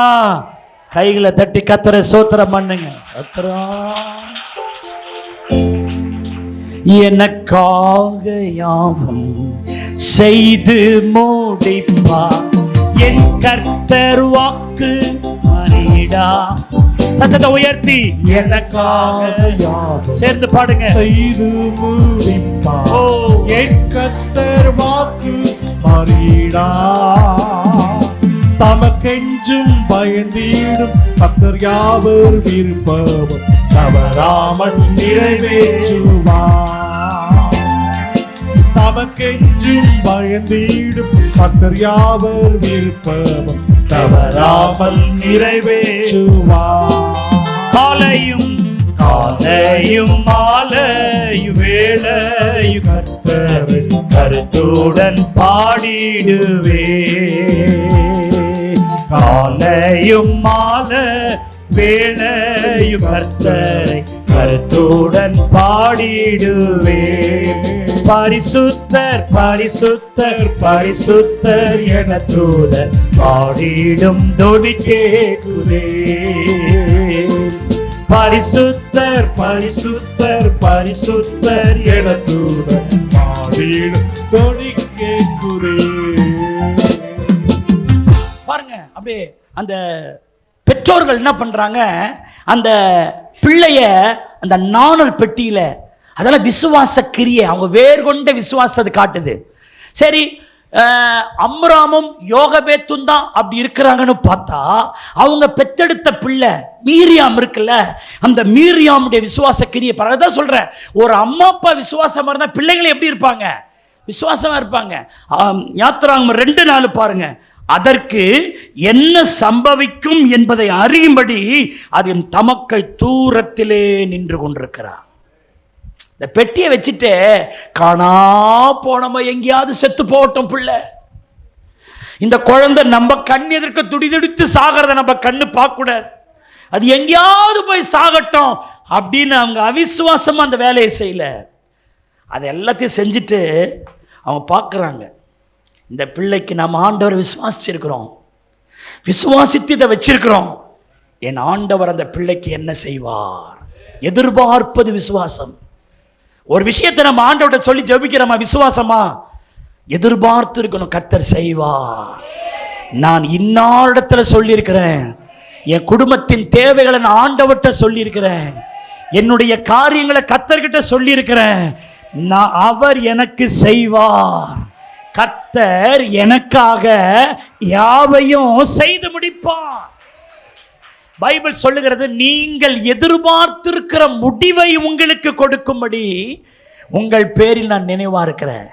பைபிள் சொல்லுகிறது, நீங்கள் நினைக்கிறதற்கும் வேண்டிக் கொள்ளுகிறதற்கும் அதிகமாய் செய்வேன். அப்போ எவ்வளோ விசுவாசம் அந்த பிள்ளைக்கு இருக்குது. இந்த அப்போ பைபிள் ஸ்காலர் சொல்றாங்க, மீரியாமுக்கு அப்போ ஒரு 12 வயது இருந்திருக்கலாம் அப்படின்னு சொல்றாங்க. பைபிள் ஸ்காலர் சொல்றாங்க 12 வயசு இருந்திருக்கும் மீரியாமுக்கு. அந்த டைம்ல ஒரு சின்ன பிள்ளை தான். அந்த தம்பிக்காரன் அந்த சோத்திரிக்கிறோம் அந்த நாடர் பெட்டியில அப்படி அப்படி போறா. கொஞ்சம் கற்பனை பண்ணி பாருங்க, என்ன விசுவாசம் பாருங்க. பைபிள் கதையா புராணமா நடந்த சம்பவத்தை தானே சொல்லுது. அவள் அதை பார்த்து அந்த பிள்ளைக்கு என்ன நடக்கும் வாட்ச், அதை பார்த்து கொண்டே நிற்கிறாள். ஆமென்னு சொல்லுங்க. எவ்வளவு வேறு கொண்ட விசுவாசம். நான் சொல்றேன், விசுவாசிக்கிறவனுக்கு கர்த்தர் ஏதாவது செய்யாம இருப்பாரா? நான் உங்களை பார்த்து கேட்கிறேன், தேவனை விசுவாசிக்கிறவங்களை கர்த்தர் கைவிட்டுருவாரா? அவரை விசுவாசிக்கிறவங்களை கர்த்தர் நம்போன்னு விட்டுருவாரா? இல்ல விசுவாசிக்கிறவங்களுக்கு கர்த்தர் செய்வார்னு சொல்றவங்க மட்டும் சத்தமா ஒரு அல்லேலூயா, ஹல்லேலூயா. 4வது பாயிண்டை ஆட் பண்ணீங்க, ரிவார்டட் ஃபெய்த், வெகுமதி பெறும் விசுவாசம். ரிவார்டட். இவங்க வேறு கொண்ட விசுவாசத்துக்கு பலன் இல்லாம போல ஒரு ரிவார்டு ஆண்டவர் தராரு. பைபிள் சொல்லுது, அவர் நின்று பார்த்துக்கிட்டே இருந்தால, என் பைபிள் எப்படி எழுது பாருங்க, அதற்கு என்ன சம்பவிக்கும் என்று அவள் பார்த்து செத்து போகணும் அவன் நினைக்கல. என் தம்பிகாரன் ஒண்ணுமில்லாம போயிடுவான் அவன் என்னல. கர்த்தர் ஏதோ ஒன்றை செய்ய போகிறார். அதனுடைய வழியை நாங்கள் பார்க்கிறோம். தூரத்தில் என்று பார்க்கிறாள். யாத்ராகமம் 2:5 சொல்லுது, அப்பொழுது the word is very very very very important. அப்பொழுது, எப்பொழுது? அப்பொழுது. அப்பொழுதுனா எப்பொழுது? அவர்கள் விசுவாசத்தோடு கூட தன்னுடைய பிள்ளையை, தன்னுடைய தம்பியை அந்த நாணர் பெட்டியிலே வைத்து, நாணருக்குள்ளே அந்த பிள்ளை அப்படி மிதந்து மிதந்து பொறுமையா போய் கொண்டிருக்கிற அந்த நேரத்தில், அப்பொழுது நான் சொல்றேன், நீ ஆண்டவரை விசுவாசிக்கும் போது அப்பொழுது கர்த்தர் ஒரு கிரியை நடப்பிப்பார். நல்ல பலமா பிரதர், நல்ல கைதட்டி இயேசுவை ஸ்தோத்திரம் பண்ணு. நீ ஆண்டவரை நம்பும் அந்த நேரத்தில், நீ கர்த்தரை விசுவாசிக்கும் அந்த நேரத்தில், நீ கர்த்தரை நம்புகிற அந்த நேரத்தில் கர்த்தர் உனக்காக ஒன்றை செய்கிறவர். அதான் ஆண்டவர், வேற எப்பவுமே இல்லை. தட் சேம் டைம், அப்பொழுது பார்வோனின் குமாரத்தின் நதியில் ஸ்நானம் பண்ண வந்தான். ஏங்க, இப்போ அந்த நைல் நதியை ஒட்டி அரண்மனை இருக்குது. அந்த அரண்மனையை தாண்டி நைல் நதி என்ன செய்யுதுங்க, இன்னும் போகுது. பிக் ரிவர், அது போகுது. சரி, அவ குளிச்சு முடிச்ச பிறகு அந்த பெட்டி வரலாம்ல? இல்ல, அவள் குளிக்க வரும் பொழுது அந்த பெட்டி முன்னாடியே கிராஸ் பண்ணி போன பிறகு அவள் குளிக்க வரலாம்ல? ஆனா அந்த பெட்டி மிதந்து மிதந்து சரியாய் அந்த அரண்மனையை ஒட்டி வரும் அந்த நேரத்தில் அவளும் வருகிற நேரமும் சரியாய் இருக்கும்படி கர்த்தர் கிரியை செய்கிறார். ஏனென்றால் அவரை விசுவாசிக்கிறவர்கள் தேவன் தம்முடைய நன்மையை கட்டளையிடுகிறார். அல்லேலூயா. ஸ்தானம் பண்ண வந்தால் என்ற வார்த்தையை இருதயத்தை கவருது. கிரியை உள்ள விசுவாச ஜீவியம் செய்கிற உங்களிடத்தில் நீங்கள் நினைக்காத இடத்திலிருந்து ஒரு பலன் வரும். நீங்கள் நினைக்கிற இடத்திலிருந்து அல்ல, தேவனை விசுவாசிக்கிற உனக்கு நீ நினைக்காத இடத்திலிருந்து கர்த்தர் உனக்கு ஒரு பலனை அனுப்புவார். பைபிள் சொல்லுகிறது, சங்கீதம் 62:5, நான் நம்புகிறது அவராலே வரும். நீதிமொழிகள் 21:31 ஜெயமோ கர்த்தரால் வரும். நீதிமொழிகள் 16:33 காரிய சித்தியோ கர்த்தரால் வரும். சோத்திரிக்கிறோம். ஹல்லேலூயா. யாக்கோப்பு 1:17 நன்மையான எந்த ஈவும் பூரணமான எந்த வரமும் அது ஜோதிகளின் பிதாவின் இடத்திலிருந்து இறங்கி வரும். நீதிமொழிகள் 25:25 தூரத்திலிருந்து உனக்கு ஒரு நற்செய்தி வரும். யோசுவா 5:14 நான் கர்த்தருடைய சேனையின் அதிபதியாய் வந்தேன். இந்த இடத்துல எல்லாம் அந்த வந்தேன்ற வார்த்தையை நான் சொல்றேன். விசுவாசிக்கிறவனுக்கு எல்லாம் வரும். விசுவாசிக்கிறவனுக்கு வரும். இன்னைக்கு இந்த செய்தியை கேட்கிற நீ ஆண்டவர் விசுவாசித்துக் கொண்டிருக்கிறாயா? ஏதோ ஒரு காரியத்திற்காக நான் கர்த்தரை தான் நம்பிட்டு இருக்கிறேன் பாஸ்டர்னு சொல்றவங்க இருக்கிறீங்களா? நான் சொல்றேன், சீக்கிரத்தில் உங்களுக்கு ஒரு பலன் வரும். நம்பனா நல்ல கைகளை தட்டி வரும். வர பண்ணுவா. எனக்கு ஒரு நன்மை வரும். அவரை நம்பினவங்க யாரும் கெட்டு போக மாட்டாங்க. வரும் வரும். ஹல்லேலூயா ஹல்லேலூயா. பைபிள் சொல்லுது, பார்வோனின் குமாரத்தி அந்த நேரத்தில் அவளும் வருகிறாளாம். அந்த வர்றாதான் பலன். அதுதான் ரிவார்டட் ஃபெய்த்னு சொல்றேன். ஒரு பலன் வரும். சட்டம் போட்ட பார்வோனின் அந்த சட்டத்தை உடைக்க ஒரு குமாரத்திய கர்த்தர் வர பண்றாரு. எவன் சட்டம் போட்டானோ, பிறக்கிற ஆண் குழந்தைய நதியில போடணும்னு எவன் சட்டம் போட்டானோ அந்த சட்டத்தை உடைத்தெறியும்படி. இப்படி நான் ஒன்று சொல்றேன் பாரு. ஏண்டா பார்வோன், எங்க ஆளை அழிக்கிறதுக்கு எங்க ஆளையே நீ திட்டம் போடுவீன்னா உன் சட்டத்தை முறிக்கிறதுக்கு வெளியில இருந்து திட்டம் போட மாட்டார் ஆண்டவர். உன் வீட்டில இருந்தே ஒரு ஆளை ரெடி பண்ணுவாரு. நல்ல கைய என்ன இப்படித்தான் தட்டுறதா? நல்ல தட்டி, ஏ பிசாசே, என் சபையை உடைக்க, என் ஐக்கியத்தை உடைக்க எனக்குள்ளிருந்து ஒரு ஆளை செட் பண்ணணும்னு உனக்கு யோக்கியத திமிரு கொழுப்பு இருக்குமானா அவரை நம்பி ஆராதிக்கிற எனக்கு சோத்திரம், நீ போடுற எல்லா சட்ட திட்டத்தை உடைப்பதற்கு உன் வீட்டிலிருந்தே ஒரு ஆளை ஆயத்தப்படுத்துற. ஹல்லேலூயா. ஆனா அவன் போட்ட அந்த தீர்மானத்தில் சோத்திரிக்கிறோம், அந்த எபிரேய ஸ்திரீகள் ஒப்புக்கொள்ளும்படி கர்த்தர் விடல. ஆனா பார்வோனின் குமாரத்தி வரா, அந்த சட்டத்தை உடைக்க அவளே வரா, கர்த்தரே கொண்டு வர்றார். ஹல்லேலூயா. உதாரணமாக இந்த ராஜ குடும்ப பெண்கள் எல்லாம் அரண்மனையை ஒட்டியவாறே பெரிய குளியல் தடாகம், அது ஸ்விம்மிங் பூல்னு சொல்லுவாங்கல்ல, அது அமைக்கப்பட்டிருக்கும். சும்மா சாதாரண வீடுகளிலே இருக்கு. அந்த காலத்தில் அவர்கள் உலகத்தை ஆண்டவர்கள். ஆகவே அரண்மனை ஒட்டிய அவர்களுக்கு நல்ல தாராளமான சோத்திரம் நீராடத்தக்க குளியல்கள் உள்ள வசதிகள் இருக்கு. ஏன்னா எகிப்து தான் நவநாகரிகத்தை உலகத்துக்கு அறிமுகப்படுத்திச்சு. கட்டடக்கலைகளை அவங்க தான் அறிமுகப்படுத்தினாங்க. அப்போ அந்த அரண்மனையை ஒட்டியே நிறைய ஒரு பெரிய ஸ்விம்மிங் பூல் அவர்களுக்கு நிச்சயமா இருந்திருக்கும். ஆனால் நைல் நதி எகிப்து மக்களுக்கு ஒரு புனித நதி. அது நைல் நதி என்ன நதிங்க? அவர்களுக்கு புனித நதி.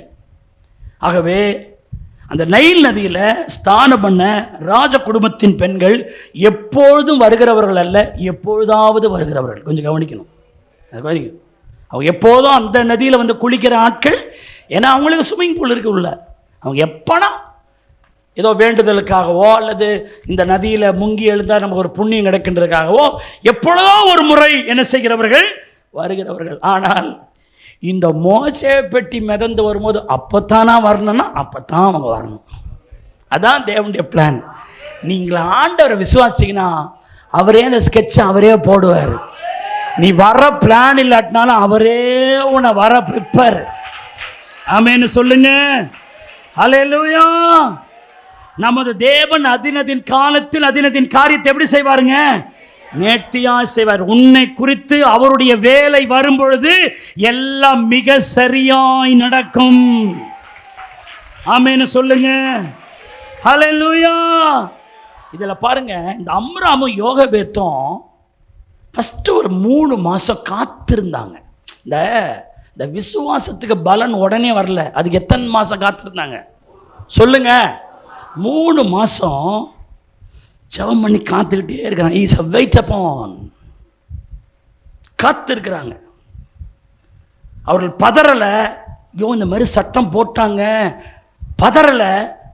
பக்கத்து வீட்டுக்காரன் சொல்லி பக்கத்து வீட்டுக்காரன்கிட்ட தன் நிலைமையை சொல்லி கதறலை, வேதனைப்படலை. தேவ சமூகத்தில் காத்திருக்கிறாங்க. அவங்க முகத்தை கர்த்தர் வெட்கப்படுத்த விடவே இல்லை. ஹல்லேலூயா. இன்னைக்கு இங்க ஒரு சிலருக்கு தேவனுடைய வார்த்தையை தீர்க்கதரிசனமா சொல்றேன். உன்னுடைய பிரச்சனைகளுக்காக நீ ஆண்டுடைய சமூகத்தில் ரொம்ப நாளாக காத்திருக்கிறீங்க. ரொம்ப எழுத்தின்படியே நான் உங்களுக்கு சொல்கிறேன். சோத்திரம்.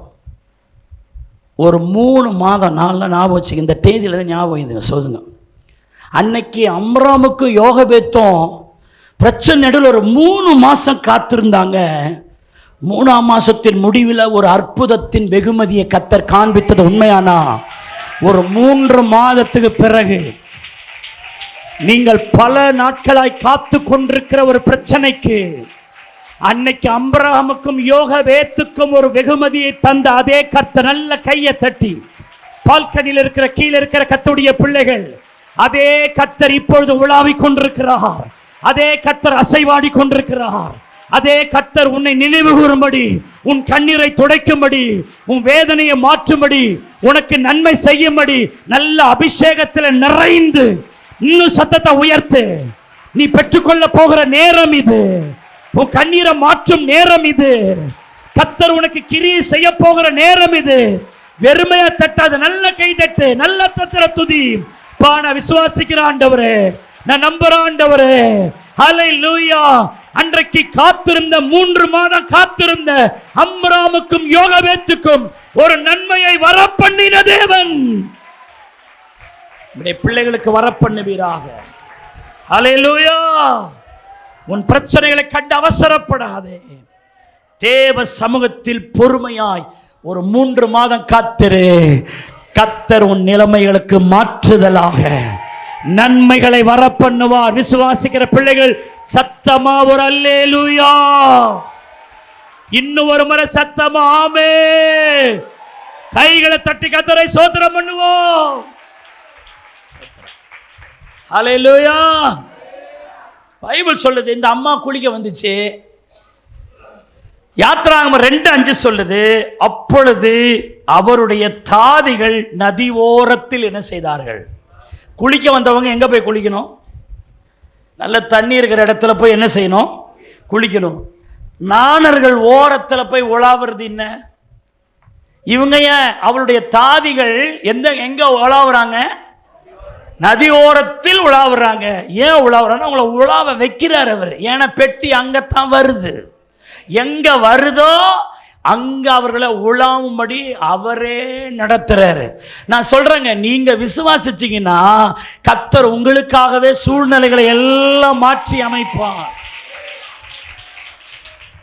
இதுல கொஞ்சம் கவனிப்பாருங்க. அவங்களுடைய உலாவுனாங்களா? இந்த வசனத்தை கொஞ்சம், இந்த யாத்திராகமம் 2:5 பாருங்க. அப்பொழுது பார்வோனின் குமாரத்தி, தாதிமார்கள்லாம் அந்த உலாவுறாங்க. ஆனால் அந்த அந்த அந்த பெட்டியை அந்த குமாரத்தின் கண்ணில் தான் தென்பட முடிவு செய்கிறார். தாதிகள் அதை கண்டுபிடிக்கல முதல்ல.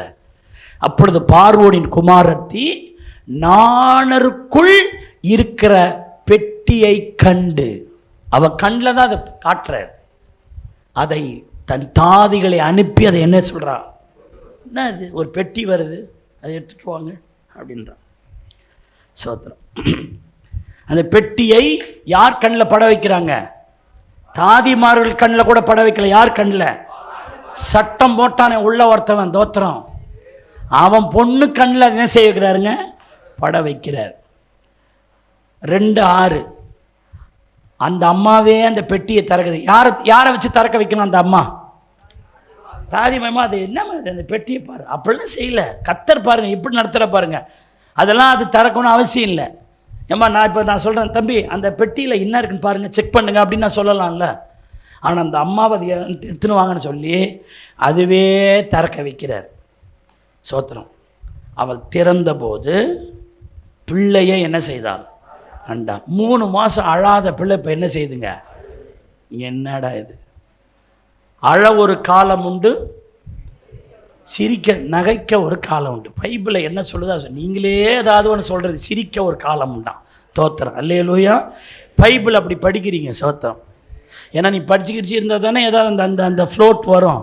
அழ ஒரு காலம் உண்டு, சிரிக்க ஒரு காலம் உண்டு.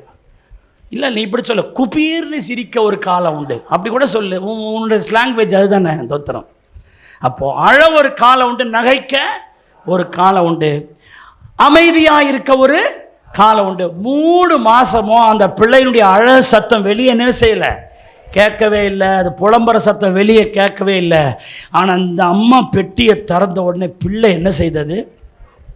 நான் நினைக்கிறேன் சில நேரம் பிள்ளைகள் ஒரு பாவம் போல முகத்தை வச்சு அழுவும். பார்த்துருக்கீங்களா? சொல்லுங்கள். ஏதாவது ஒரு பிள்ளை இந்த முகத்தெல்லாம் சுருக்கி பாவம் போல் அழும். நமக்கு அந்த மாதிரி ஒரு லொக்கேஷனை பார்த்தாலே நமக்கே அந்த பிள்ளை மேலே என்ன உண்டாகும்? ஐயோ இந்த பிள்ளை இப்படி அழுவுதே, யார் பிள்ளை பாயுது அப்படின்னு நம்ம ஓடி போய் அந்த பிள்ளை என்ன செய்வோம்? தூக்குவோம். அதனுடைய முகத்தையே கத்தர் அப்படி மாற்றி அழ வச்சாரணுமோ. அதை அழும்பொழுது அவளுக்கு எரிச்சல் உண்டாகலை. சிலலாம் அழுதான் நம்மளுக்கு கோபம் வரும். இது ஏன் இப்போ இப்படி அழுவுது? இது சிலலாம் சபையில் அழும்போது எனக்கு வந்து அது என் ஆவியிலே ஒத்து போகாது. அந்த அழுகை என்னை டிஸ்டர்ப் பண்ணும். நான் ஆண்டவர்கிட்ட கேட்பேன், ஏன் இந்த சிஸ்டர் அழுகுறாங்க, அந்த பிரதர் அழுகுறாங்க, ஆனால் எனக்கு வந்து அது டிஸ்டர்பாக இருக்கு, ஏன் அப்படின்னு ஆண்டவர்கிட்ட கேட்டால் அவன் என்ன நினச்சி அழுதா பரவாயில்லப்பா, நேற்று எங்கேயோ உதவ வாங்கிட்டு இங்கே அழுகுறான். நேற்று ஜாக்கெட்டு கேட்டிருக்கோம், வீட்டுக்காரர் வாங்கி தர மாட்டேன்னு இருப்பார். புடவை கேட்டிருப்பாங்க, வாங்கி தர மாட்டேன்னு இருப்பாங்க. அது எங்கேயா டூருக்கு கூட்டின்னு போவோம்னு சொல்லியிருக்கோம், அவர் முடியாதுன்னு சொல்லியிருப்பார். நேற்று ஏதாவது அவங்க வீட்டு விஷயத்துக்கு எதாவது கேட்டிருக்கோன்னு திட்டியிருப்பாங்க. அது இங்கே வந்து அது எனக்கு டிஸ்டர்பாக வருது ஆவியில். நான் நீங்கள் சிரிச்சிங்க, உண்மை அதுதான். ஆனால் தேவ பிரசன்னத்தை உணர்ந்து கர்த்தருடைய மகிமையை உணர்ந்து ஒருத்தவங்க அழுதான் அது என்னையும் பாதிக்கும். அந்த சில நேரம் இன்னொருத்தவங்க அழுகிறத என் கண்ணும் கலங்கும். அப்போ என் கண்ணு கலங்குதுன்னா அவர்களை உண்டாக்கின தேவனுடைய கண்ணு எப்படி அதை பார்க்கும்? அல்லேலூயா. இந்த பைபிள் சரித்திரத்தில் சொல்கிறாங்க, ஒரு காபிரியல் தூதன் அந்த பிள்ளையை கிள்ளி இருந்ததுனால அது அழுதுச்சுன்னு புராண கதையில் சொல்கிறாங்க. பைபிள் இல்லை, தூதன் வந்து என்ன வச்சானா அதை அப்படி. பாஸ்டர் எங்கே கிள்ளினார்லாம் எனக்கு கேட்காதீங்க, அது எனக்கு தெரியாது. கிள்ளனா அப்படின்னு சொல்கிறாங்க. ஆனால் குழந்தை என்ன செய்தது? அழுதது. பைபிள் சொல்லுது, அந்த குழந்தையின் மேல் அவளுக்கு இரக்கம் உண்டாக கர்த்தர் செய்தார். கைதட்டி கர்த்தரை ஸ்தோத்திரம் பண்ணுங்க. அல்லேலூயா, அல்லேலூயா. தேவன் நம்முடைய பட்சத்தில் இருக்கும்போது நம்மை காண்கிற யாவர் கண்களிலும் நமக்கு கர்த்தர் இரக்கம் உண்டாகும்படி செய்வார். ஆமென் சொல்லுங்க. கர்த்தர் உங்களை உயர்த்த தேவன் ஒரு காலகட்டத்தை வைத்திருக்கிறார். அந்த காலகட்டம் வரை நீங்கள் அமைதியாய் ஆவியானுடைய கையிலே அடங்கி இருக்கும் பொழுது அழிக்க நினைக்கிறவர்களே உங்களுக்கு அடைக்கலம் தரும்படி கர்த்தர் அவர்கள் கண்களிலே உங்களுக்கு இரக்கத்தை உண்டாக்குவார். ஆமென். பைபிள் சொல்லுத அந்த குமாரத்திக்கு அந்த குழந்தையின் மேல் என்ன உண்டாயிற்று? இன்னைக்கு ஆண்டவர் உங்களுக்கு இரக்கம் கிடைக்கப்படுவாராக. உங்கள் அதிகாரியின் கண்களிலே சோத்தரிக்கிற உங்களுக்கு நன்மை செய்யும்படியாக கர்த்தர் உங்களுக்கென்று ஒரு இரக்கத்தை ஆண்டவர் ஏற்படுத்துவாராக. இரக்கம்னா என்ன? ஒருவர் இன்னொருவருக்கு அனுதாபத்துடனும் பரிதாபத்துடனும் கருணையுடனும் செய்யும் நற்செயலுக்கு இரக்கம்னு பெயர். இரக்கத்துக்கு டெஃபினேஷன், ஒருவர் இன்னொருவருக்கு அனுதாபத்துடனும் பரிதாபத்துடனும் கருணையோடு செய்கிற நற்செயலுக்கு இரக்கம்னு பேர். அந்த அம்மாவுக்கு அந்த குழந்தையின் மேல் என்ன உண்டாயிற்று? இரக்கம். ஆமென்னு சொல்லுங்க. இரக்கம். தீத்து 3:5, நெகேமியா 9:27. தேவ இரக்கம் ரட்சிக்கிறது. நெகேமியா 9:31, தேவ இரக்கம் நம்மை நிர்மூலமாகாமலும் கைவிடாமலும் இருக்கப்படுகிறது. இரக்கம். ஆதியாகமம் 19:16, யாத்திராகமம் 2:6. இரக்கம் அழிவிலிருந்து நம்மை தப்புவிக்கிறது. ஆமென்னு சொல்லுங்க. அல்லேலூயா. அதுக்கு பிறகு உங்களுக்கு தெரியும், தூரமாக நின்ன அந்த மீரியாம் இப்போ கிட்ட போயிட்டான். அவளுக்கு அந்த இறக்கம் அவன் படுறான்னு தெரிஞ்சிட்ட உடனே, கொஞ்சம் பரிவோடு இருக்கிறாங்கன்னு தெரிஞ்சிட்ட உடனே, தூரத்தில் என்ற மீரியாம் கொஞ்சம் எங்கே போயிட்டா, சமீபத்துக்கு போயிட்டு உடனே அவன் கேட்குறா, இந்த பிள்ளைக்கு பால் கொடுக்கிற ஒரு எபிரேய ஸ்திரியை நான் கொண்டு வரட்டுமா? ஏன்னா இதுக்கு இந்த வசனத்தில் சொல்லுது, இது இது எபிரேய பிள்ளைகளில் ஒன்று அப்படின்னு அவளே சொல்கிறான். யாரு? பார்வோனின் குமாரத்தி சொல்கிறா. இது எபிரேய பிள்ளைகளில் ஒன்றாச்சே இது அப்படின்றான். அப்போ தான் டக்குன்னு அவங்க அக்கா உள்ள பூந்து, பால் குடிக்கிற ஒரு எபிரேய ஸ்திரியை கொண்டு வரட்டுமா? எங்கே தூரம் நிற்கும் போது தூரம், கொஞ்சம் கிட்ட போகும்போது கிட்ட. தூரமாக நின்று ஸ்திரீயோ அம்மா நான் அப்படி சொன்னேன், அப்படி அதை நான் தியானிக்க முடியல. கொஞ்சம் கிட்ட போயிட்டான். அப்படியே பார்த்து பார்த்து அந்த பெட்டி போகிற மாதிரி இவ்வளோ கொஞ்சம் கொஞ்சமாக என்ன செய்கிறா, போய் கொண்டு வரட்டுமா? அவங்களும் பாருங்கள், அது அப்படியே அமையுது. கூட்டிட்டு வான்றா. மோசேயின் தாயே கொண்டு விட்டா. அவளே தன் பிள்ளைய அரண்மனையிலேயே வளர்க்கிறா. கைதட்டி கர்த்தரை ஸ்தோத்திரம் பண்ணுங்க. அல்லேலூயா. அப்போ அவரை விசுவாசிக்கிறவங்களுக்கு கர்த்தர் என்ன கொடுக்குறாருங்க? வெகுமதி. இன்னொன்று, யாத்திராகமம் 2:6 அவ சொல்கிறா, இது எபிரேய பிள்ளைகளில் ஒன்று. எப்படி அதை கண்டுபிடிச்சா? எபிரேய பிள்ளைகளில் ஒன்று அப்படின்னு எப்படி கண்டுபிடிச்சா? நான் என்ன நினைக்கிறேன்னா, இப்போ எபிரேய குழந்தைகளை தான் தூக்கி எங்கே போட சொல்கிறாங்க? நதியில் போட சொல்கிறாங்க. இப்போ நான் என்ன கேட்குறேன்னா, எத்தனை எகிப்தியன் இருப்பான், எத்தனை இஸ்ரவேலர்கள் இருப்பாங்க, அவங்க பிள்ளைங்களாம் தூக்கி நதியில் போட்டால் அந்த நதி நாராது. ஆனால் அதில் போய் குளிக்க வந்துக்குது பாருங்கள் இதுங்க தோத்திரம். அப்படியும் இன்னும் ஒரு யோசனை. சிலலாம் பாருங்கள், இப்போ இந்த காவேரி என்னென்னும் புதிய நதியில் என்னென்னமோ நிறைய சொல்கிறாங்க, போனோம்லாம் மிதக்குமா தோத்திரம். ஆனால் அதுலேயே முக்கியம் இருந்தால் புண்ணியம். கைலாசம் போயிடலாம். நீ கைலாசம் நீ கையாலேயே ஆக மாட்டே தோத்திரம், கையால் ஆகாத ஆளாக இருப்ப. சரி, இப்போது தூக்கி நதியில் எல்லாம் போடுறாங்கல்ல, ஆகவே இந்த நதியில் இந்த பிள்ளையை போட்டிருப்பாங்க அப்படின்னு கெஸ் பண்ணியிருக்கலாம். ஆனால் இன்னொன்று, எபிரேய அவர்களுடைய வஸ்திரத்தின் ஸ்டைலே வேறு, அவங்களுடைய உடை அமைப்பே வேறு, ஆடை. எகிப்தியருடைய ஆடைகள் வேற, எபிரேயருடைய ஆடை முறைகளே வேற. இன்னும் சொன்னால் அந்த எபிரேயில் 12 கோத்திரம் இருக்குல்ல, அந்த 12 கோத்திரத்துக்குமே தனித்தனி ட்ரெஸ் சென்ஸ் இருக்குமா. ரூபனுக்கு ஒரு மாதிரி, காத்துக்கு ஒரு மாதிரி. அதிலும் இவர்கள் லேவி கோத்திரத்தை சேர்ந்தவங்க, கோத்திரத்தை சேர்ந்தவர்கள், லேவி குடும்பத்தை சேர்ந்தவங்க. இவங்க ட்ரெஸ் இன்னும் உச்சிதமானது. அந்த பிள்ளைக்கு ஒரு துணியை போத்தி வச்சிருக்கிறாங்களா, அந்த துணியை பார்த்து கண்டுபிடிக்கிறா, இது எபிரேய பிள்ளைகளில் ஒன்று. இன்னைக்கு நான் சொல்கிறேன், நம்முடைய கிரியைகளை மட்டுமல்ல, நம்முடைய ஆடைகளை வைத்து நம்ம கர்த்தருடைய பிள்ளைகள்னு சொல்லி கண்டுபிடிக்கணும். ஆமென்னு சொல்லுங்க. ஹல்லேலூயா. உங்கள் ட்ரெஸ்ஸு ரொம்ப முக்கியம். அடுத்த வாரம் திருவிருந்து, என்ன ட்ரெஸ்ஸில் வரணும்? ஒரு தேவ பிள்ளைகளாக இருக்கிறவங்க கொஞ்சம் என்ன செய்யணும்? பூ போட்ட சட்டை, பாம்பு ஓடுற சட்டை,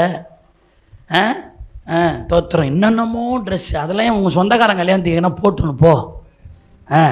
ஆனால் இங்கே சர்ச்சைக்கு வரும்போது நல்ல ஒரு ஒயிட் ஷர்ட், தோத்திரம் அல்லேலூயா எடுத்து வைங்க. உடனே அதுக்கு ஒருத்தவங்க சொல்கிறாங்க, இது வெள்ளையடிக்கப்பட்ட கல்லரு, போ அந்த பக்கம் மூஞ்ச வச்சுக்கணும், தோத்திரம். ஏதாவது ஒன்று சொன்னால் அதுக்கு ஒரு பின்பாட்டு ஒன்று பாடுறது. இதெல்லாம் ஒழுங்கீனமான ஆர்கியூமெண்ட், அதெல்லாம் சோத்திரம் அல்லேலூயா. ஒரு டீசன்ட் டிசிப்ளினா ஒரு கர்த்தருடைய சமூகத்தில் வரும்போது, என்ன பாரு அழகை பாருன்னு கலர் கலராக போட்டு வந்து இன்னொருத்தவனுக்கு ஏன் சோதனை உண்டாகிற சபையில் ஒரு பிளெயின் ஒயிட்டை போட்டுன்னு வா. அதுவும் வாலிய பிள்ளைகள் சொல்கிற, ஆம்பளை பா சொல்கிற, இந்த பனின்னு கினிலாம் போட்டுன்னு வராத. எங்கேயாவது இதுக்கு போ, யாராவது உனக்கு சோத்தரிக்கிறோம் இன்டர்வியூ கூப்பிட்டா அங்கே பனியனை மாட்டிக்கின்னு போய் நில்லு போ. நல்லா கழுத்து நெக்கு வச்ச பனியனோ காலர் வச்ச பனியனோ போட்டுன்னு போய் நில்லு. சபைக்குன்னு ஒரு வஸ்திரம் இருக்கணும். கைகளை தட்டி கர்த்தரை ஸ்தோத்திரம் பண்ணுங்க. கர்த்தருடைய ஆலயத்துக்குன்னு ஒரு வஸ்திரம் இருக்கணும். சிலவங்களை பெருமை பீத்தலாம் சொல்லலாம், எனக்கு வெள்ளப்படவே இல்லை போ, எங்கேயாவது போய் சேர் போ. சிலவங்க கணவரை அனுமதித்தான் நான் போடுவோம் பாஸ்டர், அந்த மாதிரி சூழ்நிலையில் இருக்கிறேன் அப்படிலாம் சில சொல்லுவாங்க. சரி, அவங்கள கூட நம்ம விட்டுடலாம். நீ போட்டால் ஒன்றுமே இருக்காது. சில சொன்னாங்க, எனக்கு போட்டால் நல்லாவே இருக்காது, இப்போ மட்டும் நீ நல்லாவா இருக்கிற? சொல்கிறது வெவ்வேறு, சொன்னால் வெவ்வேறு வெரைட்டியாக சொல்கிறது, அதுக்கு என்னென்ன கதையை சொல்கிறது அப்படின்லாம் இருக்குது. ஒரு கர்த்தருடைய பிள்ளைகள் அப்படிலாம் இருக்க பாருங்க, கொஞ்சம் மாறுங்க. சோத்திரம். அல்லேலூயா. நான் நாளைக்கு எங்கேயாவது கலர் 1-2 தான் நான் அடுத்த வாரம் பார்க்கணும். சோத்திரம். அப்படி பார்த்தா அப்படி அது பார்க்கும்போதே ஒரு உற்சாகம் இருக்குல்ல. உங்களை பார்த்த உடனே உங்கள் ஆடைகளை பார்த்து சொல்ல, இவர்கள் கர்த்தருடைய பிள்ளைகள். கைகளை தட்டி கர்த்தரை சோத்திரம் பண்ணுங்க. ஆமென். நான் வர்றதே யாதா லாபம், இதில் வேற வெள்ளன்றாரு, வந்துட்டா போச்சு அப்படின்னு நீங்கள் வேற ஏதாவது இடக்க மடக்கா பண்ணாதீங்க. சோத்திரிங்க. ஒரு ஊழியக்காரன் ஒரு ஆலோசனை, இப்போலாம் ஒரு காலத்தில் சின்ன பையனாக இருக்கும்போது அப்படி சபை இருந்தது. இப்போ வர வர ரொம்ப அதை வேறு மாதிரி போகுது. சோத்திரிக்கிறோம். சில சபைகள்லாம் ஒரு என்னை சென்னையில் ஒரு சர்ச்சில் கன்வென்ஷன் கூப்பிட்டுருந்தாங்க. போன வருஷம் போயிருந்தேன். எம்பிஎஸ் சபை தான் அது. எனக்கே ரொம்ப பொறாமையாக இருந்துச்சு. அப்படியே பார்க்குற எம்பிஎஸ் சபை விசுவாசிகள் தான். எங்கப்பா கறிக்கலாம் வாக்கமா, அது ஞாயிற்றுக்கிழமை சர்வீஸ் கிடையாது, அது திருவருதும் கிடையாது, ஒரு கன்வென்ஷன் தான். அப்படியே வெள்ளை போட்டு தான் உட்காந்துக்கிறாங்க. ஒரு 600-700 பேர் இருப்பாங்க, அவ்வளவும் வெள்ளை தான். ஒரு ஊழியக்காரனாக இருக்கும், அது எம்பிஎஸ் சபையினுடைய பிரான்ச். எனக்கு அசிங்கமாக இருக்குது. நானே எங்கே சொல்லிவிட்டேன், உங்களை பார்த்தா எனக்கு ரொம்ப பொறாமையாக இருக்குது அப்படின்னு. எல்லாம் பாட்டு நடத்துகிறவங்க வெள்ளை, இது நடத்துகிறவங்க வெள்ளை, சர்ச்சில் இருக்கிறது எல்லாம் வெள்ளை தான். பார்த்தாலே நமக்கு ஆசையாக வருது. சோத்திரிக்கிறோம். அல்லேலூயா. அப்போ எனக்கு ஒரு ஏக்கம் வருது. சோத்திரம். நம்ம சபை அப்படி இல்லையே, எங்கே நம்ம தப்பு பண்ணுறோம், போதலையா அப்படின்னு அதெல்லாம் நான் சொல்லி வரக்கூடாது, அது உங்களுக்காகவே இருக்கணும். அல்லேலூயா. அவன் என்ன சொல்லுவான், இவன் என்ன சொல்லுவான், அதுக்கு ஒரு சப்பை கட்டிக்கின்னு அதை சொல்ல, இது அவங்க மேலே உள்ள வசனம் அப்படி தான் இருக்குது. உங்கள் கிரியைகள் மாத்திரம் இல்லை, உங்கள் ஆடைகளும் தேவ பிள்ளைன்னு காண்பிக்கணும். கைதட்டி கர்த்தரை சோத்திரம் பண்ணுங்க. சோத்திரம். ஏதாவது எடுக்கலையா, எடுத்து வச்சுக்கணும். ஒரு வெண்வஸ்திரத்தை நமக்குன்னு என்ன செஞ்சுருக்கணும், ஒரு செட்டாச்சும் எடுத்து வைக்கணும். அதை ஞாயிற்றுக்கிழமை போட்டுட்டு வரணும், கர்த்தரை சேவிக்கணும். பாருங்கள், நிறைய இந்த இந்த இந்த காரியங்களெல்லாம் நம்ம பார்த்தோம். அவர்களுக்கு ஒரு இரக்கம் உண்டாகும்படி செய்தார். ஆமென். வேர் கொண்ட விசுவாசம். எல்லாரும் எழுந்து நிற்கலாமா? Thank you Jesus. எல்லாம் வேகமா தேங்க்யூ லார்ட். ஹல்லேலூயா, ஹல்லேலூயா, ஹல்லேலூயா. இந்த விசுவாசத்தை எங்களுக்கு தாரும். வேர் கொண்ட விசுவாசம் உள்ளவனை எங்களை மாற்றும். ஆமா, இந்த போன வாரம் பாடின அதே பாட்டு, கர்த்தரின் கை குறுகவில்லை, கர்த்தரின் வாக்கு மாறிடாதே, சுத்தர்களாய். ஒரு பிரேயராக இந்த பாட்டை பாடுங்க, அறிக்கையா பாடுங்க. அந்த அப்ராம் யோகவேத்தும் வேர் கொண்ட அந்த விசுவாசத்தை உடையவளா இருந்தாங்களே, அதுபோல என்னையும் நீங்க மாற்றுங்க ஆண்டவரே. எல்லா கைகளை தட்டி நம்பிக்கையோடு Thank you Lord.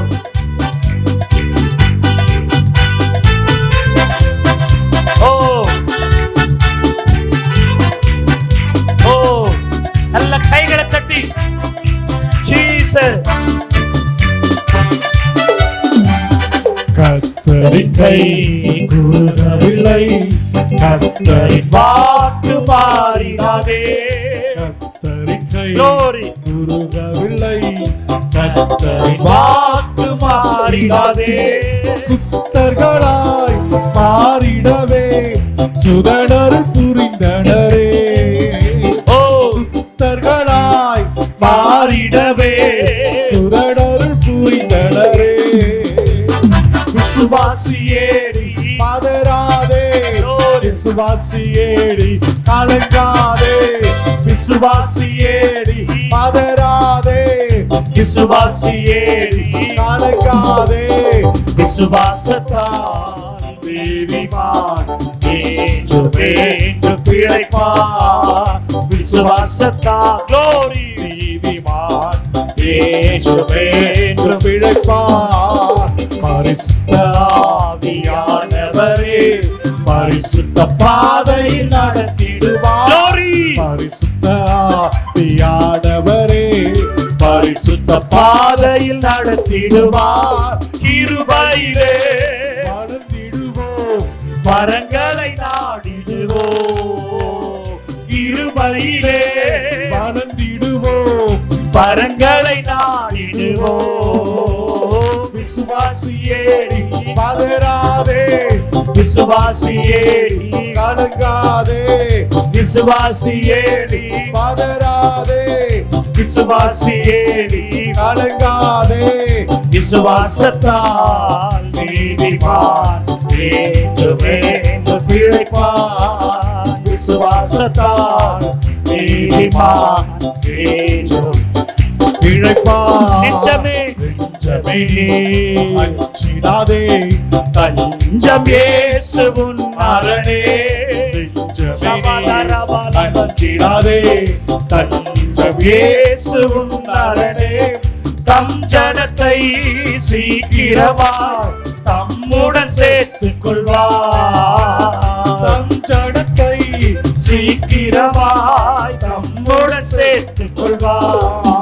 ஓ விசுவாசியே நீ பதறாதே, விசுவாசியே நீ கலங்காதே, விசுவாசியே நீ பதறாதே, விசுவாசியே நீ கலங்காதே, விசுவாசத்தால் நீதிமான் வேண்டுமென்று பிழைப்பான்.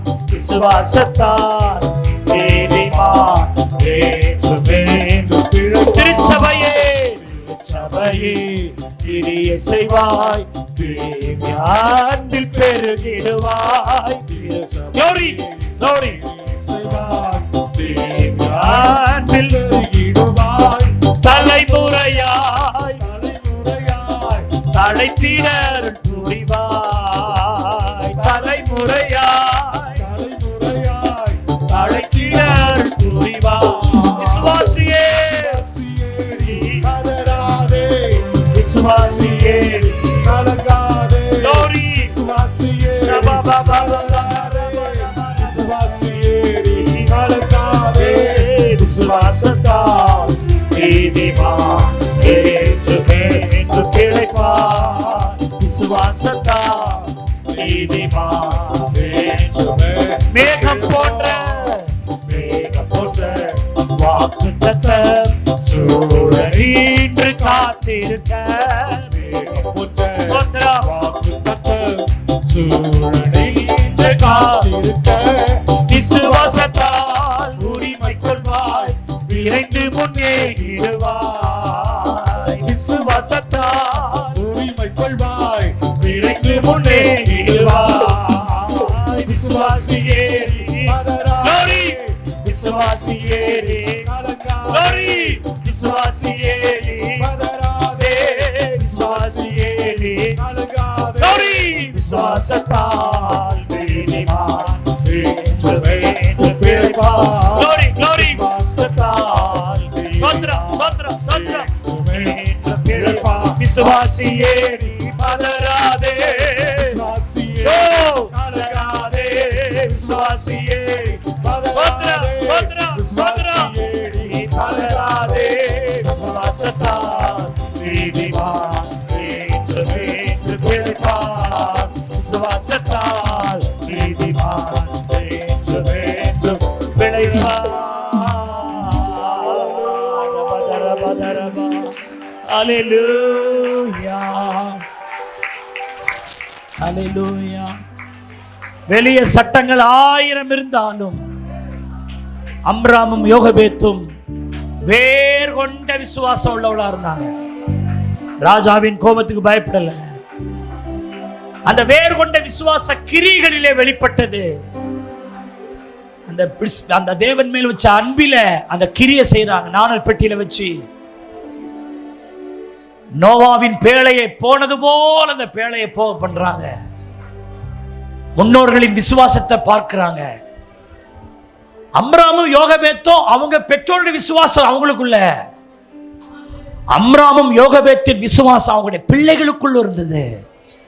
அந்த பிள்ளைக்கு என்ன நடக்கும் என்று மீரியாமும் அதை விசுவாசத்தோடு எதிர்பார்த்து நிற்கிறார். அவர் விசுவாசித்தபடியே பார்வோனின் குமாரத்தி வருகிறாள்.